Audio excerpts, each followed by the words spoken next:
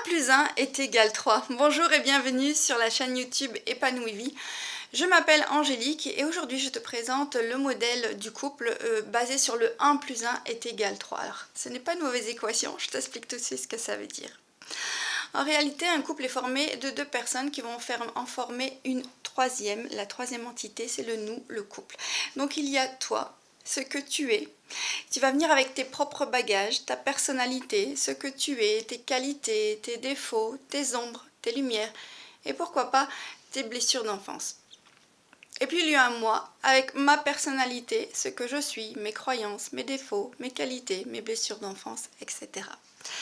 Et on va mettre ça ensemble dans une troisième entité qui est le nous, le couple. On va former un couple. Et pour faire ce couple, c'est important de vibrer et de cheminer sur la même direction. Évidemment, on ne sait pas à l'avance ce que ça va donner. On ne connaît pas le chemin et le chemin n'est pas tout tracé. Mais si vous n'avez même pas les mêmes projets de vie ou si vous ne vibrez pas pour les mêmes choses, si tu es un aventurier ou si tu es une mère de famille, par exemple, ne peut pas fonctionner sur la même direction, quoi. Comme le dit Saint-Exupéry, aimer c'est regarder ensemble dans la même direction. Alors le 1 plus 1 est égal 3, ce sont donc deux personnes qui décident de se mettre ensemble par amour. Par amour et non pas par peur de manquer, le besoin d'être aimé. Parce qu'ils pensent ne pas être complets seul et pense que l'autre va combler ses manques, parce qu'il attend que l'autre le répare. Non, c'est pas du tout dans cette optique-là qu'on forme la troisième entité, le couple. Le couple, en fait, il est généré par l'envie de partager avec quelqu'un ce que l'on est déjà. Alors, il n'y a rien qui t'empêche de progresser et d'évoluer ensemble. Si vous pouvez, entre guillemets, vous coacher l'un l'autre, c'est parfait. Mais si l'autre est ton médecin, ton infirmière, celui qui va te réparer, celui auprès duquel tu auras des attentes par rapport à ça, ça risque d'être très lourd à porter et s'il ne correspond pas à tes attentes, s'il n'est pas ou s'il ne devient pas ce que tu attends de lui, de 1, tu ne le respectes pas, et de 2, ça risque d'être très lourd à porter pour cette personne. Alors dans un couple, la troisième entité, il est probable que parfois on en sorte un peu pour avoir des moments d'individualisation. Et ce n'est pas par manque d'amour qu'on le fait, c'est justement parce qu'on est assez sécure à l'intérieur que pour se dire, bon, bah, dans ces moments-là, moi j'aime bien faire ceci ou cela, ou j'ai besoin de moments pour moi, et on ne va pas le faire ensemble. Évidemment, si c'est fait avec bienveillance et dans le respect de l'autre, si ce n'est pas en entamant le projet couple, alors il n'y a pas de souci, et c'est pas un manque d'amour pour ça.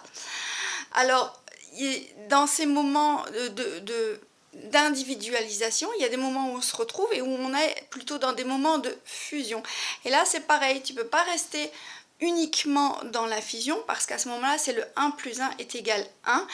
Et là, on est plutôt dans quelque chose où l'autre doit correspondre entièrement à ce que tu es. Donc, ce n'est pas le projet du couple que l'on met ensemble, c'est tu dois être ce que je suis ou tu dois être ce que j'attends de toi.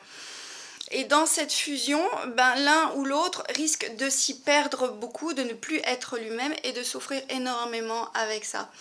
Donc les moments de fusion, ils sont plutôt dans des moments de partage, des moments d'amour, mais ce n'est pas la fusion totale, on doit absolument tout faire ensemble, être pareil, enfin ça c'est pas possible, il faut tenir compte que vous êtes deux entités différentes, deux personnalités différentes. Et là où ça se rejoint, c'est justement dans le projet du couple, dans la troisième entité, où vous avez des projets communs. D'ailleurs, Saint-Exupéry le disait, aimer, c'est regarder ensemble dans la même direction. Alors, je vais faire une petite métaphore.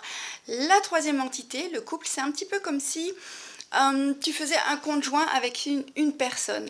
Donc, dans ce conjoint, vous allez nourrir des projets et pour nourrir ces projets, il va falloir alimenter ce compte et chacun va donner au prorata ce qu'il peut donner pour nourrir la relation et vous en discuter ensemble.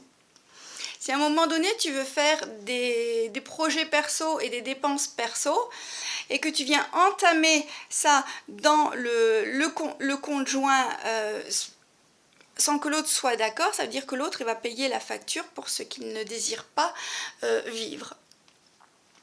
Donc voilà, c'est une petite métaphore pour te dire un petit peu qu'est-ce que c'est le projet du couple. Alors, qu'est-ce que je peux encore dire par rapport à ça?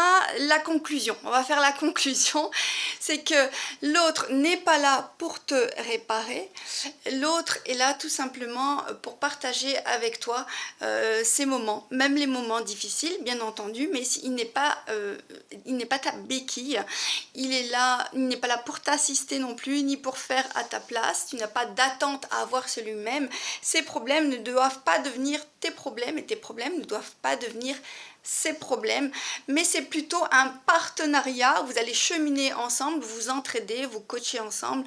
Ton partenaire, c'est ton meilleur coach en fait.